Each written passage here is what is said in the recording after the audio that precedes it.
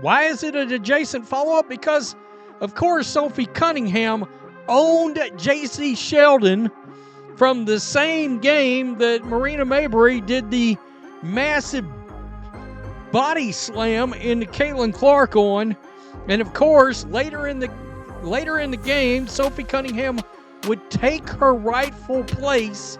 She still owns J.C. She still owns J.C. Sheldon. And what's great is she's got a great sense of humor about it, and she's not shy about it. I mean, what are they going to do? J.C. Sheldon just got hilariously destroyed by Sophie Cunningham again.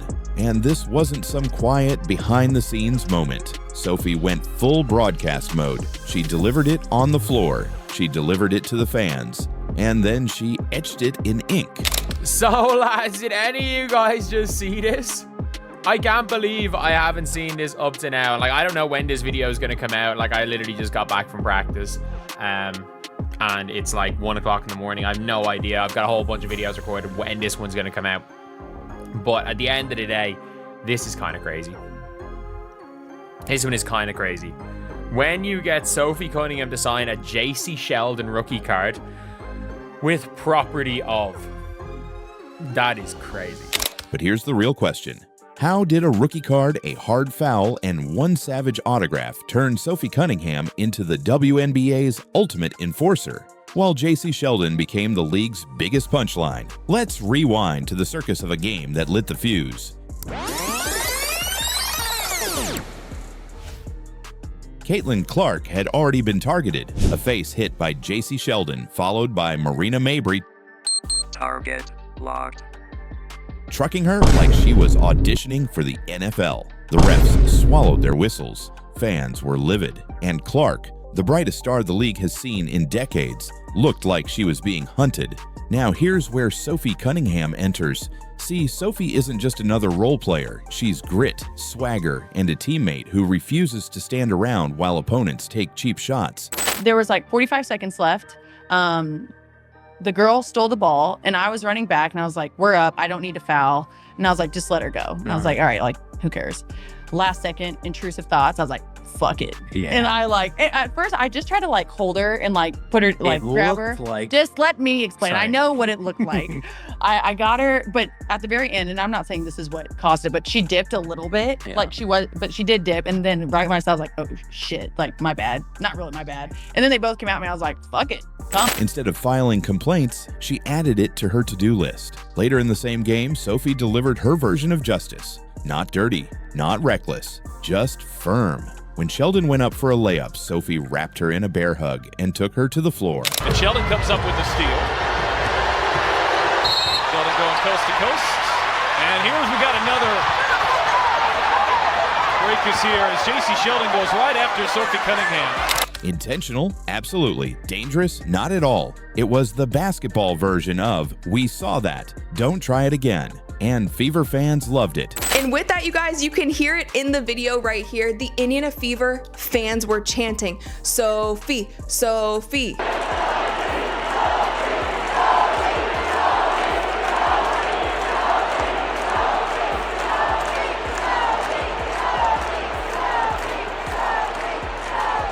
Sophie's jersey is gonna sell out tonight. Clark's safety wasn't just Caitlin's problem anymore. Sophie had made it hers. Tempers flared, players scuffled, fans roared. And in that moment, Sophie cemented her reputation. She wasn't going to let anyone target her teammate without consequences. Fast forward to a Fever fan event. Sophie's signing autographs, posing for pictures, chopping it up with the diehards. Then a fan slides over a J.C. Sheldon rookie card and asks Sophie to sign it.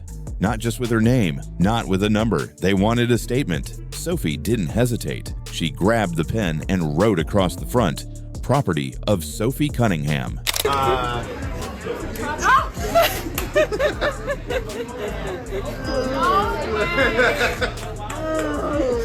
She is the problem.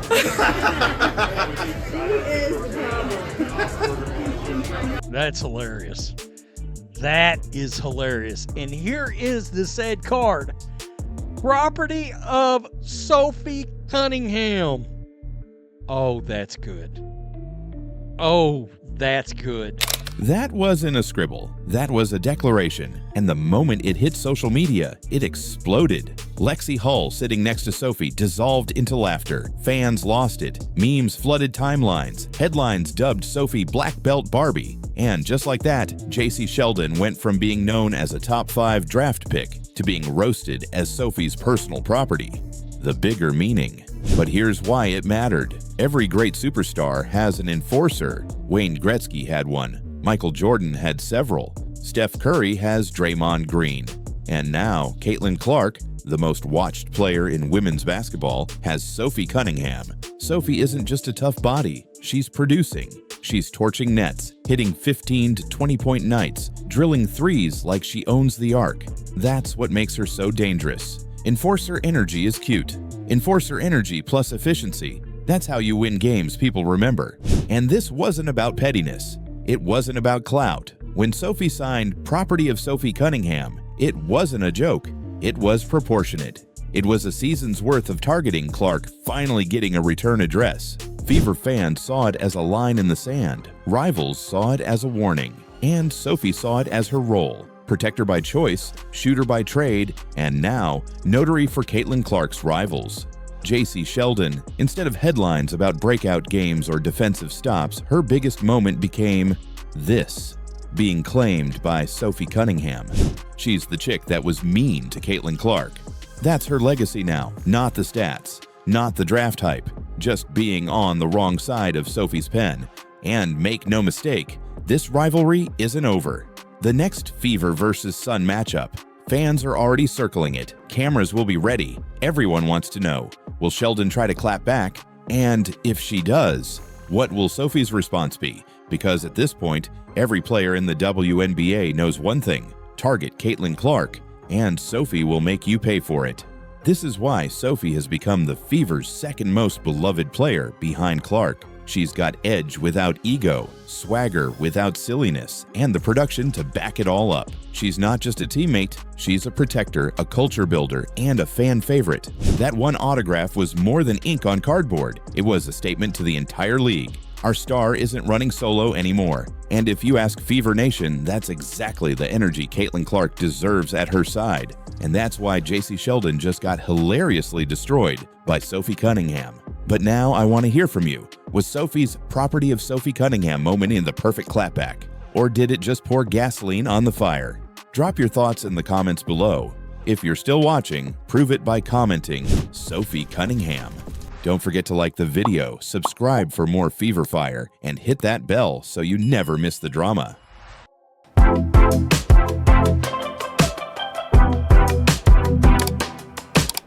Sophie Cunningham, the only star remaining in this toxic turd, the only recognizable face amongst a league filled with anonymous faces. The Indiana Felines announced yesterday afternoon that Sophie Cunningham was out for the rest of the season. Translation? The WNBA season is officially over.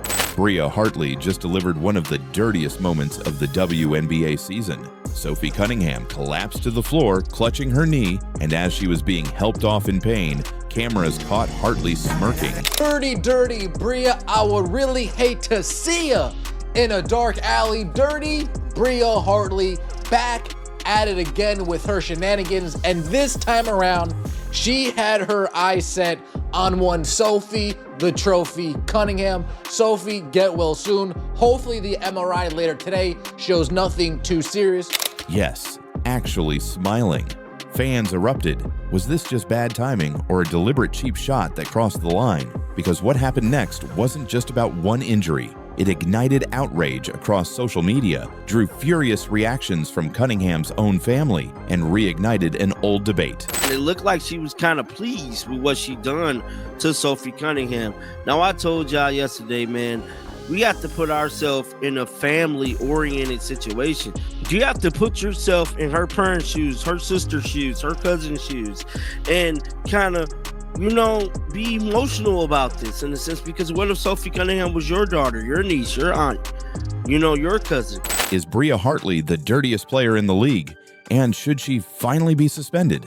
The play itself looked ordinary at first. Bria Hartley drove hard to the basket, weaving through traffic. But in that split second, her momentum crashed straight into Sophie Cunningham's right leg. Effective down low, and she can get a lot of people in foul trouble with how physical she is. Sun turn it over for a 5th time. Oh, and Cunningham is down. My goodness.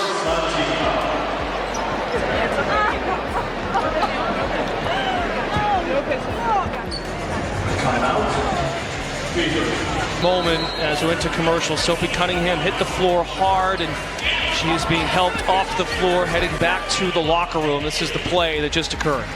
That's like she tries to slide over right there, and Hartley just kind of falls and makes collision with that lower leg. You see her immediately grab it, and she went down hard and was clearly in a... Cunningham instantly grabbed her knee before collapsing onto the hardwood. She tried to sit up, winced in pain, then went down again, unable to rise on her own. Trainers rushed in, helping her off the court as she leaned on their shoulders, clutching her knee in visible agony.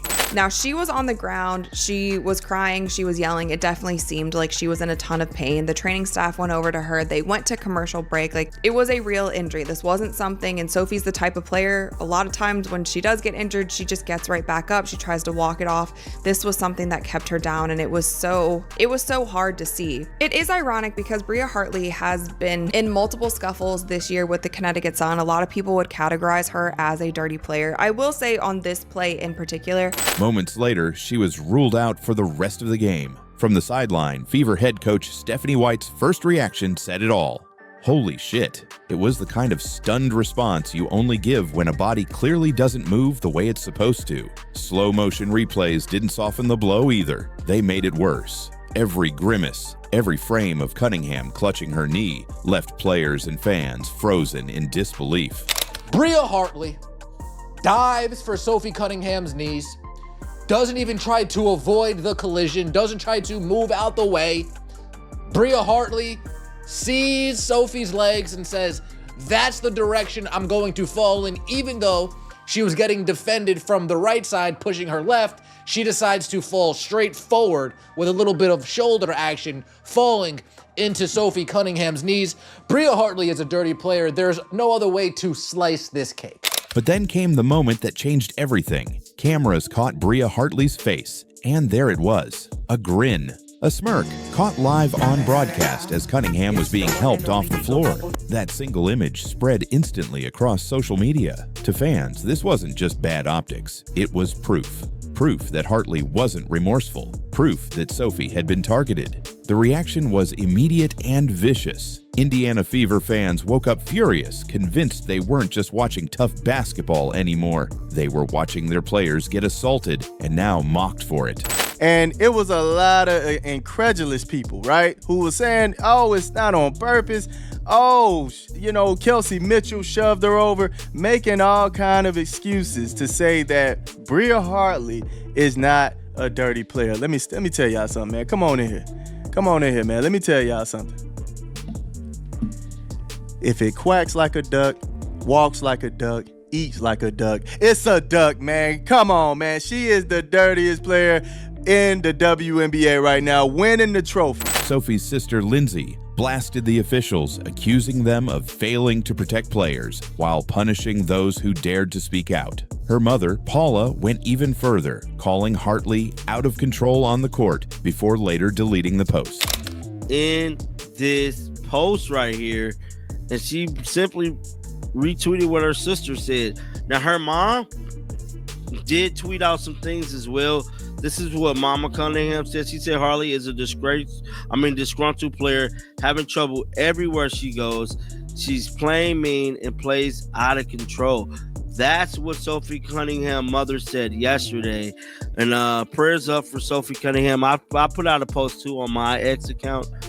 This person said, prayers up for Sophie's sister Lindsay and mom Paula are calling out the league for finding players for calling out poor officiating instead of protecting players, and for Bria Hartley history as one of the out of control players.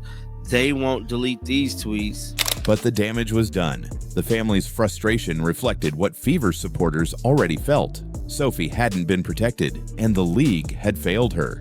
And here's the thing. This wasn't just about one ugly fall. Hartley's reputation preceded her. Fans started pulling receipts. Earlier this year, she was caught on camera yanking Angel Reese's hair during a rebound.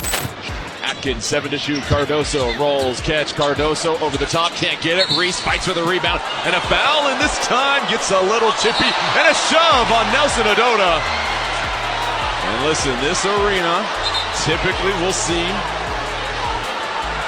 some ringside fights, and Charles this time trying to fight through the official, points a long finger in the face of Reese. In another game, she clashed with Rebecca Allen and got herself ejected. The step through by Hartley. Allen is shaken up on the play. Westbell. Rivers climbs the ladder. Get into it. Oh my goodness. Sky and Sun not getting along despite the fact they share the same real estate. She's had heated run-ins with Skylar Diggins and others, all of which painted a pattern that's hard to ignore. Diggins has it, and the frustration foul by Bria Hartley. No reason for that at all. Yeah, Neck and Gabby Williams holding back Sky Diggins.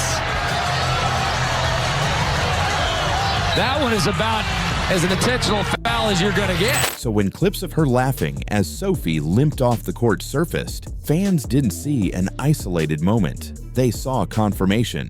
A dirty player, once again crossing the line. Social media branded her the dirtiest player in the WNBA.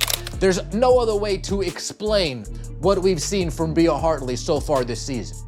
Grabbing Angel Reese's ponytail, what are we, in preschool? Body checking Skylar Diggins in the open court. What are we doing? Clawing at Rebecca Allen, leaving marks on her shoulder, leaving blood dripping down from her hand.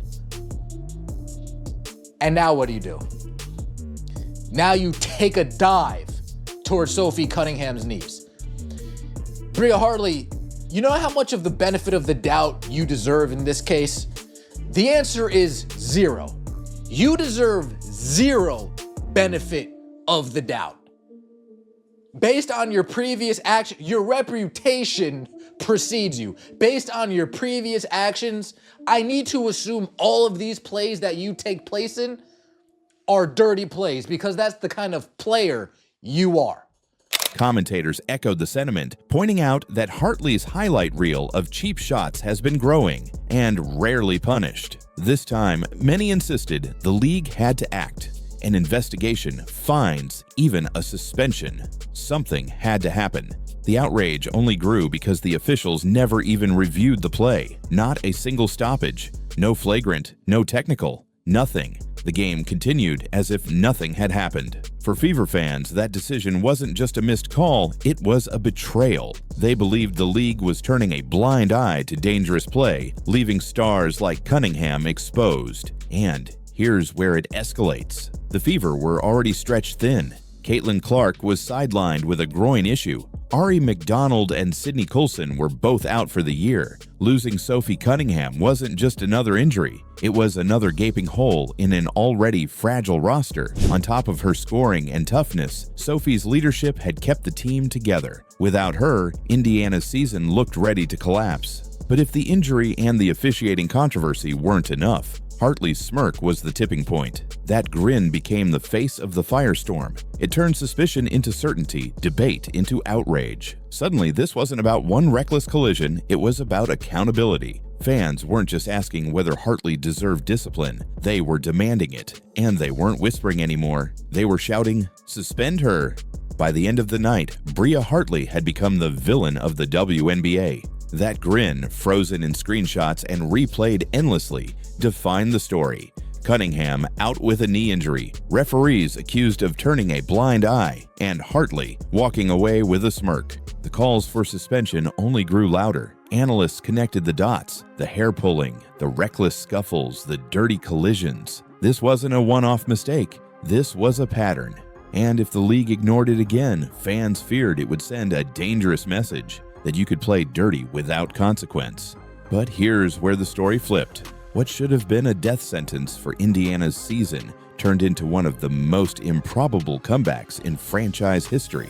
Down by 21 points in the third quarter, with Cunningham gone and Clark unavailable, the Fever somehow found another gear. Kelsey Mitchell erupted for a career-high 38 points, including 34 in the second half and overtime. She scored Indiana's first 10 points in the extra period, bearing back-to-back threes that left the Sun stunned. Aaliyah Boston anchored the front court with a monster double-double. Odyssey Sims carved up the defense with 19 points and 7 assists, and Lexi Hull delivered the dagger 3 in overtime. When the final buzzer sounded, Indiana had completed the largest comeback in franchise history, stunning Connecticut 99-93. Out of one of the ugliest moments of the WNBA season came one of the greatest turnarounds. Inside the locker room, Coach Stephanie White summed it up best: "We will never be counted out."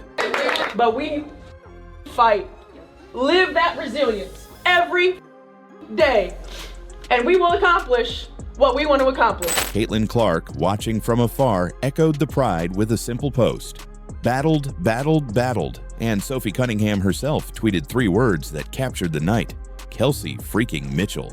The controversy isn't over. Hartley's smirk, the dirty play, and the league's lack of response still hang over everything. The question remains: should she be suspended? And how should the WNBA protect its stars from moments like this? If you're still watching, drop "suspended" in the comments to let us know where you stand. Don't forget to like, subscribe, and join the conversation, because this story is far from finished.